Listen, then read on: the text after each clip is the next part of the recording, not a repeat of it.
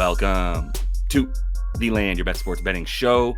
Looking at Monday Night Football. Jets playing host to the Bills. I'm going to be running through my best bets. Got a bunch of player prop projections in here for you guys as well. If that sounds good, go ahead and give the video a like, and let's get right into it. Buffalo is -2 favorites on the road. That's actually dropping a bit, probably about 1.5 on most books at this point.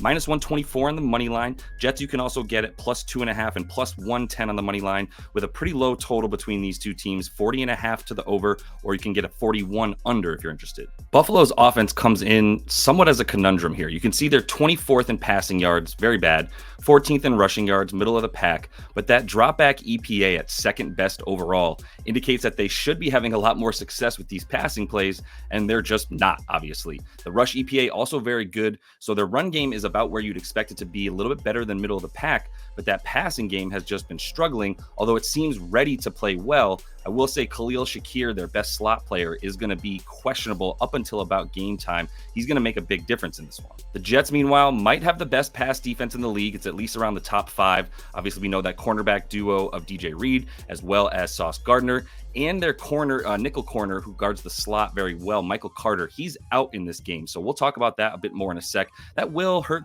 the pass defense a good amount. They do get a good amount of pressure on the quarterback. I'll say that as well for this Jets defense. Second in pressure percentage on the season, and they do get the 4th best adjusted yards before contact. So they're getting to the ball carrier on the run, and they're able to get a lot of pressure on D when they're going up against the pass as well. 5th in dropback EPA, 13th rush. All that stuff adds up to say their underlying metrics match what they're doing on the field. For Buffalo, I'll also mention that their adjusted yards before contact is 10th. So they do have a good looking run game, but they do give up a good amount of pressure to Josh Allen. That's been their problem the whole time. This season, when he's been under fire, hasn't really looked good. 25th in terms of pressure percentage that the Bills are allowing to Josh Allen, the quarterback. He could be under siege for a lot of these plays in the game against the Jets Monday night. This is the side of the ball that's much less impressive. Jets offense versus the Bills defense. And the Bills look really good against the pass at times. Their linebacking core is just beat to crap right now. So that's why they're 25th in rushing yards, 22nd in rush EPA. Bottom half of the league, bottom third of the league for both of those. The Jets have looked better with the pass, especially as of late versus the run. 32nd in rushing yards, 27th in rush EPA. To be fair, they've played the Broncos, they played the Titans, they played some really good run defenses, and that's obviously limited their ability to really have success on the ground, but they're really not getting any movement up front with their line. 28th in adjusted yards before contact, so no real push there. Buffalo hasn't really been impressive themselves in terms of getting a lot of push up front to stop the run. 25th in rushing yards allowed, 22nd in the rush EPA. So those numbers add up. They've been much better against the pass because their defensive secondary is not hurt. Their defensive linebacking core is very hurt, and that's been a big problem marking tight ends as well as guarding the run as well. Having to stack the box now because their linebacking core just isn't quite as talented as it was before a couple big injuries. I'm going to go over this a little bit more, but I would make sure you realize Aaron Rodgers has thrown the ball a ton of times in the last 3 weeks because of the run defenses that they've faced. This is not going to be the same case. I think the Jets are going to have a little bit more success running the ball than they've had so far the rest of this year. As we get into these play of props, kicking it off with A-Rod, I do want to remind you guys, if you want to get every single play that I'm making without missing it and getting it at the line and the number that I've got, head over to wap.com. The link is in the description of the video. Also have a nice sale going on, 50% off your first month as we're about to get into the NBA, and that is your boys' bread and butter. 50% off using Oct Sale if you want to go ahead and grab that. So that's all in the description of the video with the links that you guys need. But let's get into Aaron Rodgers. He has been slanging that thing. 54 attempts last week, 42 the week prior, and then 35 just 2 weeks ago, now 3 weeks ago against the Pats. So he's throwing the ball a lot more. And I showed you a minute ago they have not been successful running the ball. But the Vikings, the Broncos, even the Pats and the Titans, all really good run defenses that they faced, not to mention the 49ers. There's probably a bit of a turnaround coming for the Jets with a much easier schedule the rest of the way, including this one. At least on defense, Buffalo has not been impressive against the run. They have been a little bit better against the pass. And so I don't think you're going to see the same amount of throws from Aaron Rodgers that you've been seeing. He's at about 30.5 for his pass attempts, despite the fact that he's he's thrown well over that in the last 3 weeks. So the books know the same thing. This is not going to be as much of an air it out game for A-Rod and the passing game for this team, especially because they should have success on the ground against the 7th worst team against the run in terms of limiting rushing yards. And I'm really looking mostly at the long completion as a fade for A-Rod in this game. It's at about 32.5. He hasn't gotten above 27 in the last 4 weeks. He had one nice long one that was 36 in week 1 against San Francisco. I'm not too worried about it in this game because I don't think he'll have to throw it that far down the field. And he's 30th in the yards per attempt this season. So he's not throwing it downfield. We know Garrett Wilson has been not going there very deep, has a very short A-dot. And so that's their deep threat right now, with other than Mike Williams, who's still obviously getting his health back. I still think this is a good situation to fade something that A-Rod has not been doing very much under on the long completion. I mentioned this in the player props already because I've liked it for Breece Hall for a while, but I think you can look at both his rushing and receiving. I'm not going to lie. I preferred his receiving, but as I kept diving into the numbers of this game and Buffalo's defense, I think the Jets really will establish the ground game, and they've got a new regime in. So you've got to give the ball to your best offensive weapon and put him in spots to succeed, both in the run game and the pass game. And this Buffalo team has given up the most fantasy points per game to running backs in the league. So however you want to get it against them from the running back position, those points have been real easy to come by. And there's been some fear that Braylon Allen might be cutting into Breece's snap share, but really it's still at about 70-30, right? So you're still getting Breece out there with a ton of opportunity share as well. And like I said, you're coming up against a team in Buffalo that is just soft against running backs all over the field, whichever type of play you want to run. I love the receiving because it's a big dip from what he was at the beginning of the season, like 10 yards off of what his line was to start the season, and a full reception off of that line. So I think the overs are both really good for the receiving, but I think I'll be playing the rushing yards as well. I'm not going to lie. It's a big Breece Hall game in my mind. Now, Tyler Conklin has been a beast the last 3 weeks, and there's a couple of reasons for it, and I'm definitely not fading him because his number has not gone up that much, still at about 27.5 receiving yards. He's become the favorite target, has the most targets. Well, excuse me, other than last week after Garrett Wilson went insane, had 23 targets on all his receptions in that game against the Vikings. But Tyler Conklin was clearly 2B, right? 1B or 2 to the number 1 wide receiver for the Jets and Garrett Wilson. So with the amount of targets that he's been seeing, which has been about 9, 8, 6 targets over the last 3 weeks, I don't know why they would go away from that when it's clearly been working, and his A-dot is super high. And the thing that I love about Conklin that you look at for him is the way that he gets a ton of air yards. He's running long routes, and the receiving yards are a really good look as a result. Amongst tight ends in the league right now, he ranks 2nd in snap share, 1st in route participation because it's 100%.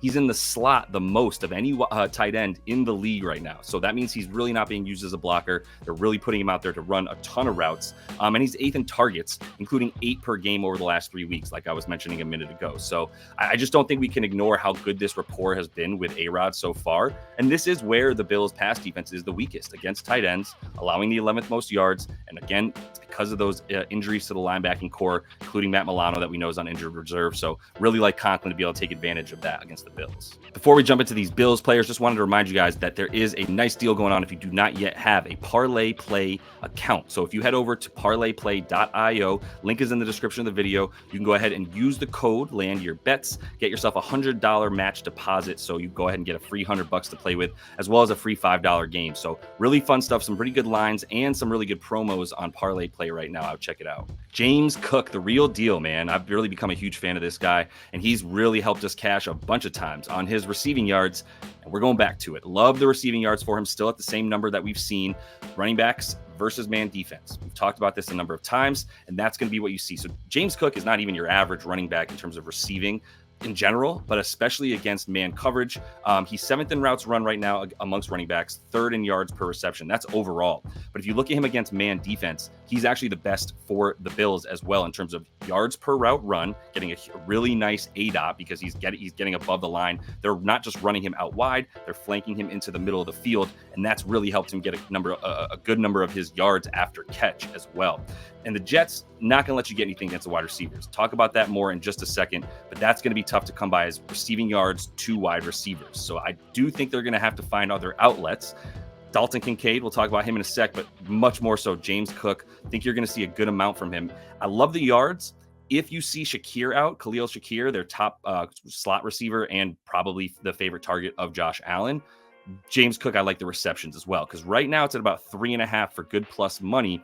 That's a little bit dicey. If you do see Shakir in there, he and Kincaid are going to probably take some of the throws that you would see going to James Cook, because they'll be in similar parts of the field where Josh Allen's going to be looking for Cook. So if those two guys are both out there, it does eat into his ability to get the amount of receptions, but I think he'll continue to get good yards after catch and a really nice ADOT. So I love the receiving yards at about 15 for him. Before I get into the wide receiver stuff, I'll just touch on Josh Allen for a minute, because I think it's wild that his number is below 200 yards for his passing line. He's actually gone under that in 3 of 5. So it makes sense. Not a good matchup for him to sort of turn things around. The Jets easily a top 5 pass defense, if not top 2. You saw limiting yards, they're second best. Their defensive pass EPA is fourth best, in the league. And they're getting a ton of pressure on the quarterback, second most. Josh Allen's going to be under fire. He does not have a good offensive line, especially for that pass block. It's why he's 7th worst in terms of the amount of times that he's under pressure in that pocket back there. If he doesn't have Shakir, it might be a pretty good under, because I'm looking at fading these wide receivers, which once again, we'll talk about in a sec, but there's just no real value to taking or an edge to taking over or under on his pass yards. It's right at about 199.5. Right at a little bit actually more than what he's been averaging over the last 4 weeks or so. So I'm not looking to go over for his passing stuff against this Jets D, not at all. And if Shakir is out, it might be a better fade than anything else. Let's talk about these Bills receivers for a minute, because there's one thing that I'm looking at that I think we might be able to find some value in an over. I would love to play under for guys like Keon Coleman or for Mac Hollins. The reason being, they play on the outside, and they're going to be going up against either DJ Reed or Sauce Gardner. There's just no two ways around it. You can try and throw Keon Coleman in the slot, but that's not where he's been at all. Like 3% of his snaps have been from in the slot. So we're talking about Khalil Shakir being the only one that you might feel good betting on, because Michael Carter, the really good nickel cornerback for the Jets, is out. So that's the only place on the field they're not going to be as strong as they've been in terms of the defensive secondary, right? So with that in mind, if Shakir's in, I kind of like him for an over. If he's not, look at Curtis Samuel, because Curtis Samuel is going to be the guy in the slot who's at least going to have an easier matchup than having to go against one of the 3 really, really good cornerbacks for the Jets, right? He's going to miss out on having to go against Michael Carter. Khalil Shakir would get that benefit if he's in. So we've got to monitor that. Probably won't know until game time. But as soon as I get any news on Khalil Shakir, if it's in, I'm probably going to bet him if it's a reasonable line. If it's not him and Curtis Samuel is anywhere below 30 yards, for instance, that's probably a good look for him. I did want to at least mention Dalton Kincaid, because it doesn't really get easier for tight ends as opposed to taking wide receivers. They're 4th in limiting tight end receiving yards and receptions are the Jets. And Kincaid's been trending upward. So his line is still beatable, even against the Jets. It's at about 39.5. This is a guy who should be close to 50 yards receiving per game, according to preseason projections, which have clearly not panned out. But the targets have been there big time over the last 3 weeks and 4 weeks, really trending upward. Got hurt in at the end of week 1 into week 2, and then 3, 4, 5 started to trend upwards and have a good amount of targets, at least about 6 and 8 targets last week. So he is becoming catching Josh Allen's eye and becoming much more involved in the offense. I would be targeting tight ends and running back receiving versus the Jets as opposed to wide receivers of any kind. But even with Kincaid, I'm almost on like a wait and see basis with him. He's a nice stay away. There's just other better plays in this game. One of the tools I've been using from the jump, outlier.bet. Just wanted to let you know that as we head out in a sec, because you do get a 7-day free trial if you use the link that is in the description of the video. So I would make sure you check that out. Links to everything I'm using is in there as well, including parlay play discounts and the discount to the WAP VIP Discord. So check all that stuff out. Until I see y'all next, happy betting.